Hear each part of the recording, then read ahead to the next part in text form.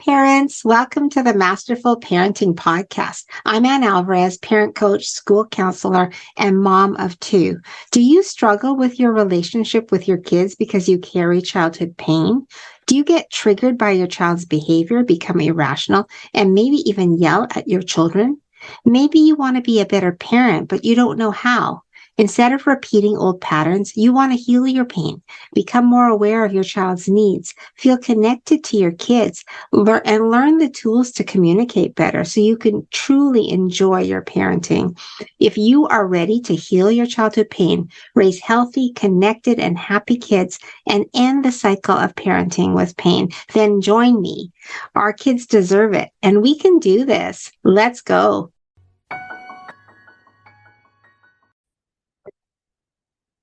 Hello, parents. Welcome to the Parenting Teens webinar that I am doing for the School of Humankind. I'm so excited to do this webinar for you parents. I know the teenage years are tough, and so many of us need help with those teenage years. And hopefully this webinar will give you some tips and some insights into teenagers. First of all, I want to talk about me, give you some background. I am Ann Alvarez. I am a parent coach, a teacher, a school counselor for over 16 years. I have been working with teenagers as a counselor in high school. And I am the mom of two boys. My oldest just turned 25, and I have a 14-year-old. So I am in the thick of the teenage years again. And my passion is to help parents break the cycle of their childhood and learn how to become a relational parent. All right, let's understand teenage development, okay? So there are physical changes, emotional and psychological development, and there's the social dynamics, the peer influence. So all of these make it complicated for us to parent because all these things are affecting their behavior and their response and emotions. So the physical changes are really the brain development because the brain is growing so quickly, and there's hormonal changes as well, which can lead to like an increase in appetite. It could be they have more body odor, they are more interested in the opposite sex, and then the brain is developing so quickly. So the growing teenage brains, there is a part of the brain that drives emotion that develops faster than the other part that controls impulses. And this allows for social, emotional, cognitive changes, as well as taking on new responsibilities from childhood to adulthood, because they are moving into adulthood. So this is why the brain is developing in this way. So there is a limbic system that drives emotions, and it is hyperactive during puberty, along with the hormones. So you may notice that your teenager is more emotional, gets upset easily, maybe criticizes more, maybe feels like everyone is against them. So over dramatizing things that are happening, or even getting very suspicious as well of their friendships. And then they're also very self-conscious of their appearance, how they're appearing to their peers. So there's also a cognitive, emotional, social growth that transfers over from childhood to adulthood, because now there is also, they're thinking about their future. They're trying to figure out who they are as people and what they're all about, like their purpose, where they come from. This is also a time where they get very interested about family background, grandparents, your values. They might ask you questions about your values or what you believe in spiritually. This is a time where they're really trying to make sense of their world and themselves. And also, it is a time where there is possibly more risk-taking behaviors. And that's why it's a very challenging time for parents because of that factor that they may not make the best decisions because they are so much more emotion based. But ages 18 to 25, they're starting the prefrontal cortex, which controls impulse, is further developing and develops into the 20s, the early 20s. And so then they have greater control over their impulsivity and they have less risk-taking behavior. So once we make it to 18, then we can have more rational, logical decision making. We will see that more as our children are getting older. Okay. And so parents, the teenage brain is complicated. It is the forming of the brain shows that during the adolescence, there is a lot of change that is happening with our kids. And the parts of the brain that control physical movement, vision, and the senses, they mature first. Okay, movement, vision, the senses, right? They're more, they have their tastes are changing. They may be more tactile, and they have while those regions in the front control higher thinking, the higher thinking doesn't finish developing until the early 20s. And so then we have this overactive amygdala. Now, the amygdala is the survival part of the brain. It is the most primitive part of the brain. It's the emotion base, the survival, the flight, flee, the flee fight response. And that part of the brain is super, super active in the teenage years. So that is why we're going to get more overreactions and we're going to get more fighting back, when they don't like what we're doing or what we're saying to them. Okay, it's totally normal, parents. Totally normal. Okay, and this is inside the teenage brain. Again, at not till 25 does the teenage brain become fully mature. The amygdala is the emotion core for passion, impulse, fear, aggression. It is overactive in the teenage years. And then the reward center of the brain, the memory center, and the parietal lobe. I'm not a scientist, but I have learned some of this brain stuff.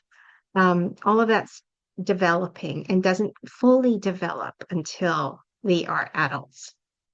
So that is the struggle, is that this emotion part of the brain is overactive and overdeveloping. And then the logical reasoning parts of the brain are not as developed. So it's difficult. It's going to be difficult to reason with our teenagers. They can still reason, but we have to calm the amygdala down first. Okay. So teens' emotions are heightened. Oh, sorry. And psychological development of the brain. So we have a lot going on with teenagers. Their emotions are heightened and they're more reactional, more negative, more moody, more defiant, argumentative, and they question authority. This is all normal. This is all part of the teenage years. Okay, so they could be impulsive. They have an intensity about their feelings. They might be moody. They really care about what their peers think, and that kind of clouds their judgment.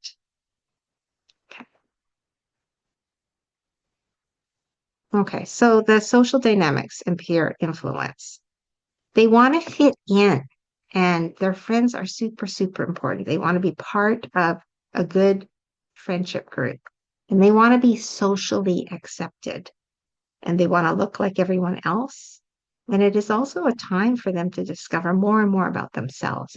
Actually a great growing period to help them with their identity, help them discover who they are, what are their interests, what are their passions, and what are they good at. And how do we keep connected with our teens? Well, we have to use active listening. Active listening is where we're actually having conversations with our teens and we are um, reflecting back what they're saying so that we understand. And we use open-ended questions because that invites conversation. And then we navigate through difficult conversations, right? We are going to have difficult conversations with our teenagers. We can't really avoid them because if we want to protect them, then difficult conversations are mandatory. And I help parents with this all the time in my school counseling and also in my parent coaching.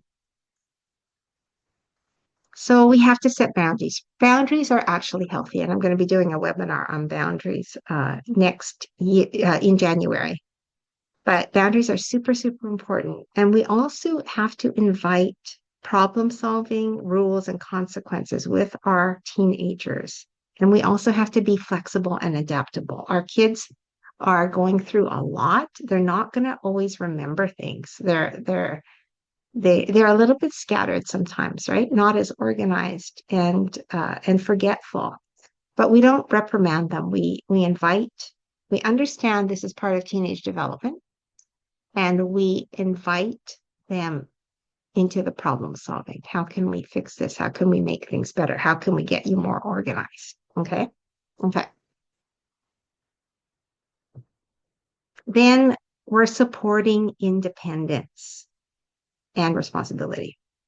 So we're encouraging them to make decisions because parents, we're moving them from childhood into adulthood. That's what the teenage years are all about. And so we can't parent the same way as we did when they were 0 to 10 or 11, right? We have to parent in a different way with the vision of them becoming independent and responsible adults. So we have to encourage decision making and we invite them into decision making and problem solving. And we also have to give them some freedom because if they don't have freedom, they don't have growth. So we have to trust them we have to trust them to start to do things without us, even though it's scary. I understand it. I completely understand it. Um, about the scary part of it because I grew up with very sheltering parents. So it affected me in the sense that I was very scared to go out in the world and do things. But we don't want that. We want our kids to be confident. And the way we give them confidence is we give them some freedom. So we're like, okay, you can take the bus to school. Okay, you can meet your friends at Dairy Queen after. You know, we give them opportunities for freedom with guidance and also checking on their safety. Like, do you think it's safe? Who are you going to be with? Uh, what time will you be home? I mean, all of those are reasonable, right? Because we still want to keep them safe, but we have to allow them freedom. Otherwise, they don't develop that confidence in themselves. They think that their parents always have to be with them, dropping them off, picking them up, doing things with them, and they can't do it on their own. And we don't want adults like that, right? It does really affect them. And then we want to teach them some life skills. So it could be money management, it could be cooking, doing the laundry, like basic things that our children need when they leave us, right? That's what we're going to be teaching them, some life skills and things that you've learned along the way. You can pass down to your children. That's very impactful and really great. Okay. So I want parents to understand that the teens are going to be emotional. They're going to be reactive. They're going to be argumentative. And we have to understand this is a stage in their lives. And it's not 100% their fault. It is because of the biology, the hormones, and the brain development that is happening. So the best thing to do is not to react. Like if you're getting triggered because they're being disrespectful or they're talking to you in a mean way or they're moody, then you have to take a pause. You have to take a break and then you have to calm your brain down and remind yourself, oh yeah, this is the teenage years. This is what they do in the teenage years. So we don't react, but we respond. So we can respond in a way that's, I can't really talk to you when you're talking to me that way, honey. Or um, let's talk about it when you're calm. How about that? Or I hear what you're saying and I understand that you're upset, but I want to talk to you about it rationally when we're both calm. You're setting boundaries, but you're also communicating your expectations and your values, right? Because nobody should be yelling at you or bullying you, especially anybody in the family. You want to keep your families healthy and safe. And you do that by having boundaries with your kids and with the adults. The adults have to also respect boundaries of our children because our children have boundaries too, right? This is also the age where they don't want you to be in their rooms. Their room is their safe haven. And um, I remember my boys not wanting me to go into the rooms because they might be changing. They wanted privacy, and that's normal. Teenage years, that is really totally, totally normal. All right. We have to allow for mistakes. Our teens are going to make mistakes, and we need to allow for this and guide them. And we have to plant seeds through relational parenting, right? So I say to parents, what is the seed that you want to plant? If you want them to be more responsible, you can say, how can you take on responsibility for that? Right? You can ask the question. I always say ask rather than tell. Because when you're told something, automatically you want to resist. But when you're asked, asking is an invitation to the conversation. And our kids want an invitation to the conversation. They don't want to be controlled. They don't want to be told because they think they know better. So we ask the question so that they can actually think about what it is that you think they need to work on. Okay. And then we help our teens to develop their unique interests and talents. So you can ask your teenagers, so what are you interested in? Do you want to learn how to play basketball, piano? Do you want to join a club? How can I help you to develop the interests and talents that you have? Right? So important that we be leaders on this, parents, because our kids will take our lead. We have to be fully into our lives as well and have interests and talents that we're using. And we want our kids to also foster interests and talents and continue to grow because that will help them in their lives discover more and more about themselves. We don't want our children to be one dimensional, that they're only gaming. That's the only thing that they're interested in. We want to open the door to other activities. And also, when a teenager is busy, less likely that they're going to get in trouble, right? Especially if they're busy doing things that interest them, like maybe cooking, a cooking class or painting class or a sport. When we have our teenagers busy, and I'm not saying overly busy, but doing things that they enjoy outside of school, then we are helping to keep them safe because now they're not going to find things that are unhealthy to occupy their time, right? And it's also teaching them time management when they're busy. So remember, teens still need their parents. Honestly, the toddler years and the teenage years are really the years that we can make impact with our kids, and that they actually need their parents, even though they tell us they don't need us. they actually long still for a relationship with us, and we have to foster that with them. It's so important.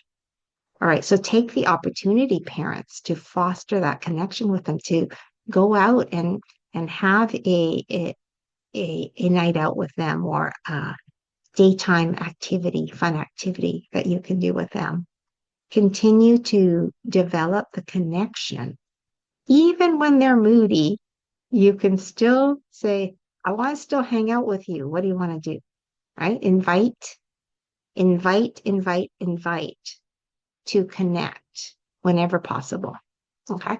And also find what they're doing that's great. If they're doing something pretty awesome, or if they help out in the house, you can always compliment them. You can say, wow, thanks for doing the dishes, or oh, you cleaned up the table. Appreciate that, right? Everybody wants to be appreciated, but our teens especially want to feel appreciated in their families. Okay. And then I just wanted to let you know, parents, that's all I have I'm going to stop the video, and then we can have some parent questions. But I wanted to, just before we do that, I wanted to let you know that you can come to me for support. I give a free 30-minute helping call. You can just email me at masterfulparenting@outlook.com, or message me on any of my links, Instagram, Facebook, or LinkedIn. And also, you can check out this video on the School of Humankind library. All you have to do is register, and you have access to the whole library for free. So that's pretty amazing. My mission is to help parents, so reach out. I have the tools that's going to make parenting teenagers easier for you. So reach out for support, parents. I am here for you. And also, I have a podcast called the Masterful Parenting Podcast. And so you can check that out as well. I have like amazing experts, guests in parenting. And I also go over my story and the ways that I help parents with their parenting journey. Thank you so much for joining today, parents. I really, really appreciate you. And I am going to stop the video now for questions. So take care, everybody.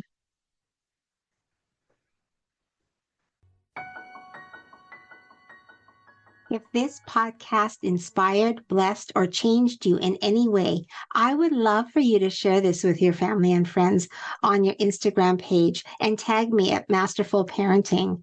And join my Masterful Parenting Facebook page, or DM me for more parenting support. And I will meet you here real soon. Remember, be relational with your kids and you will see a change. Love to all you parents out there. Let's change the world one parent at a time.